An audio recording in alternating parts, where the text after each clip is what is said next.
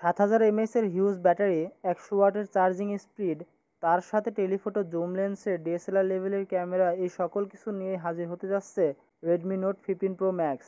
Redmi company এবার note 15 pro ম্যাক্সকে এক নতুন রূপে আনতে যাচ্ছে, যার লুকস ও ডিজাইন হবে মাখনের মতো। ধারণা করা যাচ্ছে এই ফোনটিতে চিপসেট হিসেবে ইউজ করা হবে স্ন্যাপড্রাগন 7s Gen 3, যার AnTuTu স্কোর 8 লাখেরও বেশি। বেশ পাওয়ারফুল একটা চিপসেট এটি। এই ফোনটিতে ডিসপ্লে হিসেবে ইউজ করা হবে 6.67 ইঞ্চির অ্যামোলেড প্যানেল, যার কোয়ালিটি হবে অনেকটাই বেটার। আর এই ডিসপ্লেতে 120Hz রিফ্রেশ রেট সুবিধা থাকবে।